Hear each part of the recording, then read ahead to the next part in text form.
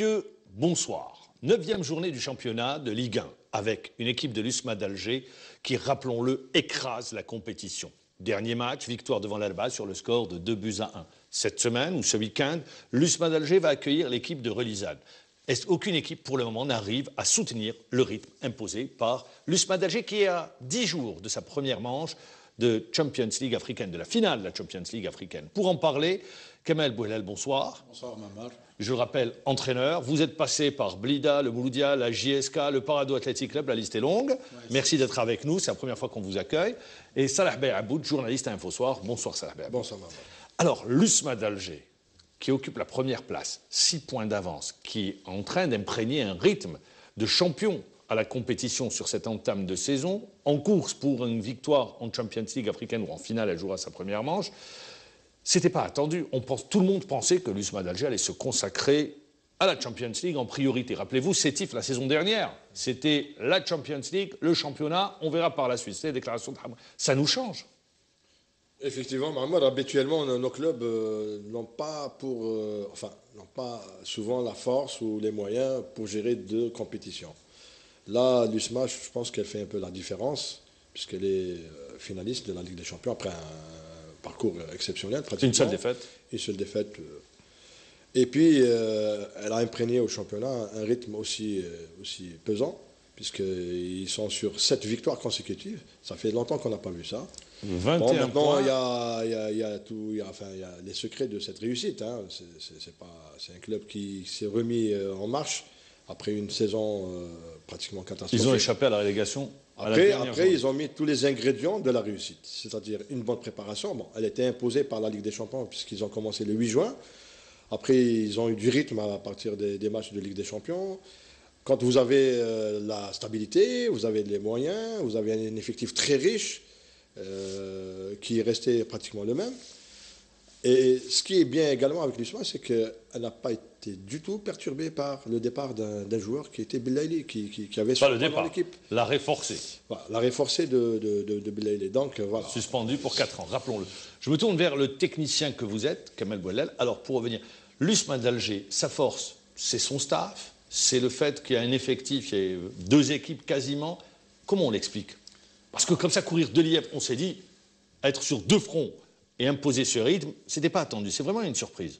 Bon, point de vue, je dirais, ingrédient, c'est plus la richesse de l'effectif, d'une part, et d'autre part, je pense que c'est le staff technique qui... Quand vous dites la richesse de l'effectif, rappelez-vous, la saison dernière, il n'a pas beaucoup bougé, l'effectif. Et pourtant. Bon, maintenant, il y a aussi le rôle du staff technique, hein, parce que quand même, la composante, elle est très intéressante. Et je pense qu'à Pourquoi vous dites qu'elle est très intéressante? C'est-à-dire, qu'est-ce que vous voulez dire quand vous dites la composante est très intéressante du staff technique? Sur le plan technique. Hamdi, qui le connaissait? Personne ne le connaissait. Oui, justement. Mais moi, on a eu l'occasion d'avoir Mohamdi à la JSK. Vous parlez du préparateur physique. Du préparateur. Moi, je parle, avant d'aller sur le préparateur, Hamdi, l'entraîneur, si autour de cette table, on nous avait dit au mois de juin, Hamdi va emmener, Miloud va emmener l'équipe première après 8 journées, finalise la Champions League, on aurait dit, bon, attendez. Oui, bien sûr. Bon, c'est pour ça que je dis que c'est une surprise. Bon, c'est une surprise parce que même pour Hamdi, parce qu'il ne faut pas oublier, il a été engagé comme adjoint au départ pour attendre un entraîneur en chef. Je pense que quelque part, il y a aussi le fait de ne pas avoir beaucoup de pression au départ, ce qui lui a permis peut-être d'être plus à l'aise, de travailler et quand même réussir son coup. Maintenant, comme je l'ai dit, il y a aussi le Vous staff avez parlé du préparateur physique. Ah oui, on a eu l'occasion de l'avoir. Salah Bey disait, il est pour beaucoup dans cette réussite également. Oui, parce que, comme j'ai dit, maman, on a eu l'occasion de travailler avec lui à la JSK. Je pense qu'il fait un grand travail, que ce soit sur le plan mental, au-delà de la préparation physique. Hein. Je dis bien au-delà de la préparation physique. C'est un bon communicateur, donc il sait bien se comporter avec les joueurs, faire passer son message. Parce que là, je pense que même par rapport à l'effectif de l'USMA, moi je dirais c'est quelque part il y a une certaine revanche par rapport à la saison passée. Parce que quand même, vous l'avez bien dit, c'est presque le même effectif. Le même. Voilà. Mais je pense que certains joueurs, et peut-être les cadres, ils se sont remis en question pour surtout effacer la saison passée, là où l'USMA n'a... Je vais rester avec vous sur un aspect. Généralement, on a tendance à dire, surtout qu'il y a une finale de Champions League, que les joueurs, peut-être la concentration, disons, leur esprit est pris par cette finale et que le championnat est mis de côté. Or, ce n'est pas le cas. Non, mais je pense qu'il y a un très, très bon système de rotation des joueurs.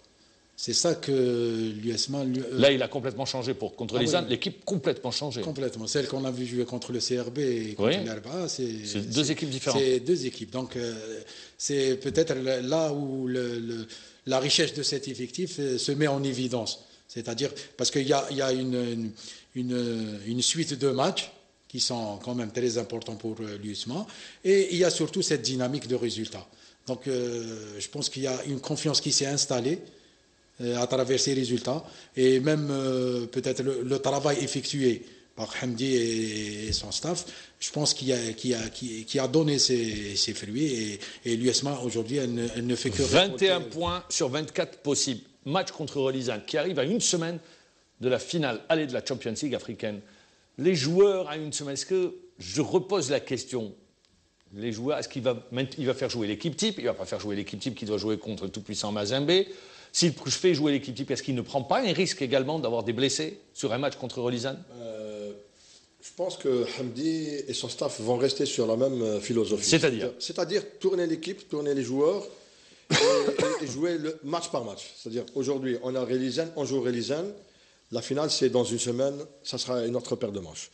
Donc c'est pour cela que l'équipe a été préparée dans ce sens, que ce soit sur le plan physique. Et rappelez-vous, on a eu l'année dernière Radjaraj sur ce même plateau qui disait que l'équipe n'était pas bien préparée. Ils avaient raté leur préparation foncière. Exactement, et ça c'est important. Donc là, c'est tout à fait le contraire, l'équipe carbure bien.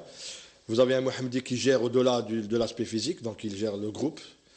Non mais au-delà, moi la question c'est, est-ce qu'il va faire tourner l'équipe ou est-ce qu'il va faire jouer l'équipe type ou bien il va jouer... À une finale, à une semaine de la finale, voilà, c'est ça. La seule appréhension, c'est les blessures. C'est les blessures. Mais sinon, en dehors des blessures, le reste, il n'y a pas de souci. Le reste, je pense que l'entraîneur et le staff peuvent faire jouer l'équipe qu'ils veulent. Oui. Puisque les moyens de récupération existent, et à une semaine de la finale, on peut récupérer, on peut préparer la finale. Donc la seule appréhension, c'est, je pense, à mon avis, ça sera les blessures. Qu'est-ce que vous dites? Non, moi je dis que, Mboudé, il a raison sur le système de rotation, parce qu'il va le garder. Mais d'une part, je dirais même aussi le match contre Relizane. Sur ce match contre Relizane, la question. Sur le match de Relizane, moi je pense que ça va pas être un match à engagement physique. Peut-être si l'USMA aller jouer à l'extérieur, c'est-à-dire avec ses résultats, peut-être il va tomber sur un adversaire qui va en vouloir, qui va essayer d'arrêter cette série. Mais je pense qu'à Boulorine, je miserais plus pour un match plus technique. Et surtout contre l'équipe de Relizane, quand même, qui pratique un bon Alors, je vais revenir à l'équipe de Relizane, merci. Il joue ce samedi. Relizane, les joueurs, l'entraîneur Ben Yelles, qui n'est pas le premier venu, il a toute l'expérience. Est-ce qu'il n'y a pas à dire à ces joueurs, les gars, allez chercher les duels, justement, parce qu'en face, les joueurs, ils auront peur de se blesser. Est-ce que, justement... Oui, c'est vrai, mais je ne pense pas que... Parce que moi, j'ai vu quand même l'équipe de Relizane, elle est très technique. Il a du métier, Ben Yelles. Oui, bien sûr qu'il a du métier. Donc, c'est un atout. Oui, c'est à sa place, c'est pas un atout? Ça peut être une façon de contrer l'USMA. C'est-à-dire provoquer les duels physiques. Durcir le jeu. Voilà, durcir et essayer de tempérer un peu l'ardeur des joueurs de l'USMA par cet engagement physique. Mais à première vue, je pense que l'équipe de Relizane n'a pas ce profil-là pour faire... C'est-à-dire c'est plus une équipe technique qui joue au ballon. Alors, messieurs... Moi, je pense que ça sera un match d'intelligence. C'est-à-dire que chacun va essayer d'étudier ses moyens du jour pour battre l'autre. Relizane, ils savent que l'USMA ne vont pas vraiment se donner à fond, de peur de se blesser, etc., de prendre des risques, à une semaine de la finale, parce que c'est le dernier match. Si c'était l'avant-dernier match, peut-être, à la limite. Mais là, je pense que Benitez va essayer de jouer sur un peu l'intelligence de son équipe, parce que c'est une équipe technique, hein, donc ils vont essayer de voir d'autres solutions que de jouer les duels et le physique. Je me tourne vers vous. C'est une grande répétition pour Hamdi, pour son staff? Oui. Pour vous, il jouera son équipe type? Peut-être pour au moins 1 heure de jeu. Hein. Au moins 1 heure de jeu. Oui. Je vais revenir. Vous deux, je vous pose la question et on verra. Est-ce que le résultat de ce match est important dans la gestion psychologique du groupe avant la finale? Pourquoi je dis il est important? Supposons, on va y mettre une hypothèse, que l'USMA soit accroché. Est-ce que ça peut influencer le comportement de l'équipe? Ça peut perturber? Personnellement, je ne pense pas, parce que l'USMA a déjà engrangé suffisamment de points. 21 sur 24 elle a prouvé possible. déjà en championnat. Maintenant, même s'il y a un faux pas, ça va être géré autrement. Enfin, tout le monde comprendra que l'USMA ne s'est pas donné à fond pour se préserver pour la finale. Non, mais Ammar, ça va être une autre compétition après. Hein, c'est la finale. C'est-à-dire là, on ne va pas prendre en référence le dernier résultat contre Rillizen. Non, est-ce que ça peut entamer la confiance? Non, voilà, je ne pense pas. Parce que là, c'est une dynamique qui s'est installée pendant 2 mois ou 3 mois. Donc, je ne pense pas que sur un match, on va tout remettre en question. Là, je ne le pense pas. Je vous pose juste à vous cette question d'avoir choisi Omar Hamadi face au tout-puissant Mazembe. Je dis bien face au tout-puissant Mazembe. Est-ce que ce n'est pas un risque? On l'a vu en demi-finale, ils n'ont pas pu marquer. Est-ce que ce n'est pas un risque? Non, mais la demi-finale, c'était plus une gestion d'un résultat. Sur ce match-là, de jouer face au tout-puissant à Omar Hamadi. Moi, j'ai joué contre le TP Mozambique. Oui. Ah bon? Oui, avec la JSK. Avec la JSK, c'est vrai, merci de nous le rappeler. On a joué. Je pense que c'est une équipe qui est habituée déjà au tartan. Donc, déjà, ça ne pose pas le problème. Et c'est une équipe qui a une vitesse d'exécution, surtout devant. On l'a vu contre El Merrikh. Ils sont vraiment très très forts. Donc il y a cette percussion, il y a c'est une attaque qui joue avec 3. Oui. Il joue avec 3 attaquants. Je pense que maintenant, moi je me mets à la place de l'USMA. Hamdi et les joueurs disent nous on a nos repères. Alors Omar Hamadi, on ne veut rien changer. Parce que le 5 juillet, c'est vrai que si on va compter, il y a un match, ils ont joué un seul match contre le CRB. Ils n'ont pas le repère. Très bien, donc vous avez répondu à la question.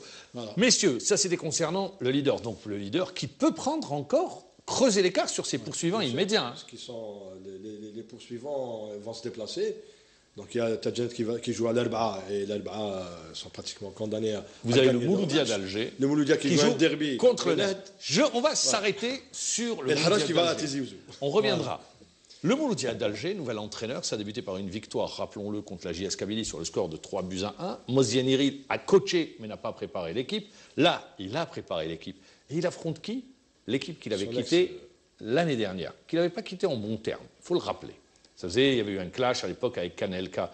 Est-ce que l'entraîneur Bouzidi ne va pas jouer sur cet aspect, justement? Oh, mais maintenant, si on revient... C'est le même groupe, Oui, je sais, mais...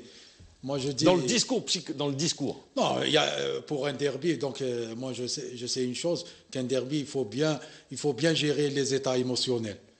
Parce que les joueurs, comme on dit, ils jouent un derby, donc ils veulent se donner à fond, ils veulent faire du spectacle. Il y a surtout la qualité émotionnelle, parce que celui qui gère bien les émotions, il peut être c'est-à-dire il peut sortir gagnant du derby, d'une part. D'une autre part, moi je dis que Mézières n'est pas étranger non, il n'est pas étranger au Net, mais je disais avec le groupe, il les avait quittés alors qu'il restait 6 journées, que le maintien n'était pas assuré, tout le monde pensait que le Net allait descendre, la séparation n'était... c'est pas fait dans les meilleures conditions. C'est vrai que maintenant les dessous nous on les connaît pas, mais je sais une chose que. Je vous en livre une partie. Voilà, merci. Mais je dis que même Youssef Bouzidi, c'est-à-dire qui connaît peut-être la manière de faire de Mziane, donc c'est un match qui va être serré et peut-être ça va jouer sur des détails. Mozian. Tout le monde aujourd'hui du côté du Mouloudia d'Alger, dès qu'ils ont le Mouloudia gagné, tout de suite, ça y est, le titre, on y croit, on revient. 3-1 face à la JS Kabylie. Ça doit être le match de la confirmation. Ça doit être. Pour lui, ça doit être le match. Parce que lui-même avait déclaré après le match du Mouloudia, quand on lui a posé la question. Le match de la JSK, vous voulez dire. Plutôt quand le match de la JSK, on lui a posé la question pourquoi le choix du Mouloudia. Il a dit je suis venu au Mouloudia parce qu'il y a l'effectif. Pour jouer le titre. Je peux jouer le titre. Donc là, il doit confirmer, mais ça sera un match musclé contre le Net.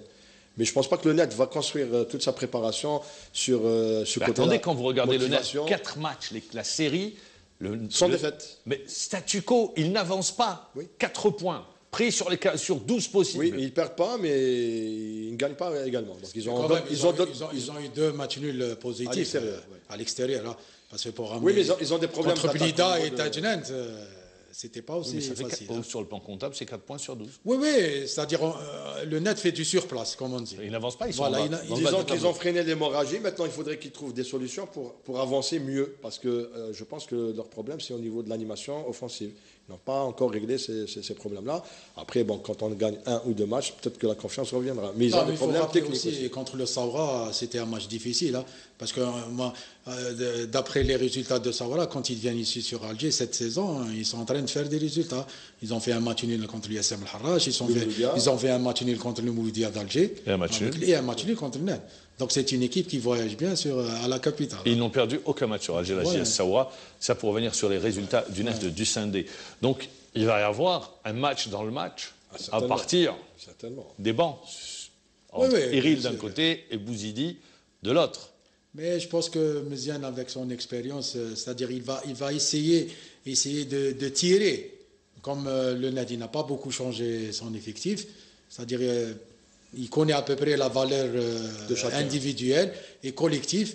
Donc je pense que la première des choses... Et la dernière sortie des 2 formations au stade du 5 juillet, le Net avait été battu, rappelons-le, par Al-Harrach, alors que le Mouloudia d'Alger avait battu Al-Harrach. C'est un avantage ? Oui, c'est un avantage déjà psychologique d'avoir gagné déjà son premier match au 5 juillet. Mais moi je dis que le match, ça va être très serré. Hein. Faut pas s'attendre, c'est-à-dire à ce que ça va être facile pour l'un ou pour l'autre. Mais je sais que ça va être un match très, très, très physique, surtout du côté du Net, parce que c'est une équipe qui ne lâche pas. Qui ne lâche pas, voilà. Et on a vu par le passé certains matchs entre le Mouloudia et le Net, ça a été toujours très serré. Malgré que le Net se trouvait dans des positions pas confortables, mais elle tirait toujours son épingle de jeu face au Mouloudia. Maintenant, comme vous l'avez dit, le Mouloudia, c'est un match pour confirmer, et surtout par rapport à l'USMA d'Alger qui est premier, il ne faut pas que ça soit encore plus... Les entraîneurs, ils font des calculs sur le plan comptable avant un match ? Bien sûr. Vous calculez ? Bien sûr, on calcule. Parce que là, maintenant, si tout le monde qui a dit que le Mouloudia va jouer le titre, donc la comptabilité, elle fait partie. Mais c'est normal, au vu de l'investissement qui a été fait. Au vu de l'effectif et du staff technique maintenant installé avec Méziane comme patron, et quand on déclare qu'on va jouer le titre, la première des choses, c'est de ne pas laisser le leader prendre le large. Bien sûr, et dans 3 journées, donc il y aura le fameux Mouloudia l'USMA. Hein. Donc ça va être, comment dirais-je, un premier tournant du championnat pour le Mouloudia. Si elle ne va pas se laisser distancer. Il y a déjà 7 points. Voilà. Alors, même si demain, supposons que le Mouloudia veut jouer le titre, même si le Mouloudia gagne les 2 matchs aller-retour contre l'USMA, il restera toujours un point pour l'USMA. Je voudrais revenir sur la qualité de jeu proposée par le Mouloudia d'Alger au vu de l'effectif. On est déçus tout de même. On reste un peu sur notre fin. On reste sur notre fin. On s'attend à mieux. Maintenant, la deuxième mi-temps contre la JSK, on a vu autre chose quand même. Est-ce que le Mouloudia peut rééditer cette façon de jouer, etc. Parce qu'il y a quand même une petite touche de Méziane dans cette équipe. C'est ce qu'on va voir justement face au Net. Et dans un stade qui sied bien au jeu du Mouloudia. Moi je dis peut-être qu'il y a des joueurs qui sont mal utilisés. À qui vous pensez quand vous dites ça, par exemple? Je ne sais pas, mais quand on voit le Mouloudia, on sent que peut-être certains joueurs... Ils sont un peu victimes d'un schéma tactique, peut-être avec plus de liberté. Ce qu'on a vu. Vous pensez à qui? Je ne sais pas, peut-être moi je vois mieux un Karoui encore plus devant. C'est-à-dire qu'il y a... Dans la transition, il porterait le ballon beaucoup plus rapidement? Oui, et même, c'est-à-dire en position de finition aussi. Parce que quand même, Karoui, moi je me rappelle quand il jouait à Sétif, quand même c'était un joueur qui était vraiment très percutant. Il était plus proche du but. Voilà, il était plus proche. Et je pense qu'il a eu l'occasion cette fois-ci. Et il l'a montré. Il a montré. Superbe frappe. Hein. Oui, voilà. Et je pense qu'il y a peut-être des joueurs qui sont un peu victimes ou peut-être otages d'un dispositif tactique. Peut-être, moi je pense. Hein. Moi je profite de l'occasion, Mohamed, pour poser la question à Kamel, est-ce qu'il sera l'adjoint de Eril dans les prochains jours? Parce qu'on parle de lui au Mouloudia. Enfin bon. Je n'allais pas lui poser la question. J'attendais la fin de l'émission. Moi, j'ai osé. J'attendais la fin de l'émission pour lui poser. Ça me brûlait les lèvres. Oui, bon, maintenant, il y a mon agent qui s'occupe de ça. Il y a des contacts? Bon, c'est les contacts, c'est lui qui Il y a des contacts? Il y a des contacts. Très bien, voilà, c'est ce qu'on voulait savoir. Donc il y a des contacts. Donc on a parlé du Mouloudia d'Alger. Et on va enchaîner, parce qu'on arrive à la fin de l'émission, sur un des chocs de ce week-end. C'est Sétif CRB. Sétif, le champion d'Algérie en titre, qui ne gagne plus à domicile. Le CRB, 2 défaites de suite. Et la situation commence à se compliquer. Il commence à avoir de la nervosité au niveau de l'équipe. Alors justement, c'est le match de tous les dangers pour les deux formations? Quand je dis de tous les dangers, en termes d'environnement. Oui, déjà pour le CRB, c'est... Sétif ne gagne plus à domicile. Le Oui, 8 oui. mai 45 n'est plus une citadelle imprenable. Mais maintenant, je pense que Sétif, après une réunion extraordinaire du comité directeur avec Vous pensez que les réunions règlent tout? Vous qui êtes technicien, il suffit de se réunir pour trouver toutes les solutions? Oui, peut-être des fois les joueurs, il y a des cachotteries, comme on dit. Hein. C'est-à-dire il y a un problème relationnel, peut-être avec le staff, peut-être avec la direction. Là, bon, généralement, les problèmes qui se posent, c'est toujours par rapport aux finances. Non, mais je parle en termes de jeu. Oui. En termes de jeu, on voit les Sétifiens n'ont plus cette attaque, ou disons ce jeu qui leur permettait de marquer des buts. C'est un effectif qui a été changé, attention. Hein. Donc, Pour Khed El Modoui, il doit trouver les solutions bien rapidement. sûr, parce qu'il est en train de jouer un championnat, il ne peut pas attendre. C'est-à-dire les journées se déroulent. Mais je dis que la mayonnaise n'a pas encore pris... Ils sont invaincus sur les 4 derniers matchs. Oui. Oui, c'est un match un peu particulier parce que vous avez d'une part une équipe en transition, c'est l'entente de Sétif qui essaie de retrouver un peu ses marques parce qu'elle est passée. Et le CRB, ils sont en construction. Et une équipe en construction, voilà. Donc, et puis avec un environnement qu'on connaît, bah, c'est vrai qu'il y a tous ces ingrédients que vous dites, mais moi je pense qu'il faudrait justement essayer d'être un peu positif, hein, que les supporters soient un peu plus indulgents avec que ce soit l'entente ou le CRB. On va rester sur... Parce que oui. le CRB, il a montré d'excellentes choses. Et ça serait dommage de casser un peu... Il y a du jeu. Oui, il y a du jeu, il y a du travail. Ça serait dommage de casser un peu la dynamique. Un très beau jeu, surtout sur le plan offensif. Maintenant, c'est vrai qu'il y a une petite fragilité maintenant sur le plan défensif. C'est le bloc défensif qui pose C'est problème. le bloc, mais même individuellement, il y a des faiblesses, qu'on le veuille ou non. L'axe central pose problème. Oui, pose. Et il y a sur les flancs également, il y a un problème. Parce que ce pas des joueurs, c'est des milieux de terrain qui sont... Draoui, par exemple. Voilà, donc c'est un peu difficile pour un joueur de trouver... Mais il n'a pas beaucoup de solutions sur le banc. Il y a Ben Chelifa qui pourrait venir. Mais il y a une chose, le CRB, il a été un peu... Je dirais, il a été aussi victime de la trêve. Hein, parce qu'il y a eu cette trêve. Peut-être, moi, je dirais que le CRB... En quoi elle gêne, la trêve? Bon, peut-être on était sur un rythme. On voit que le CRB, c'était quand même une équipe... Contre l'USMA c'était d'Alger. une machine de but. Hein, Contre l'USMA d'Alger, il se crée des occasions. Oui, mais aussi contre le MOB de Bdioya. Ils ont eu peut-être des opportunités pour marquer. Ils ont eu plus d'occasions que le MOB. Voilà. Et donc, mais ils ont pas marqué. Ça peut, je vous pose la question, justement, entamer la confiance du groupe. Ces occasions que dans le jeu, il se les crée, c'est dans le jeu en plus, qui n'arrivent pas à concrétiser. Mamar, moi je m'inquiète quand l'équipe ne joue pas bien.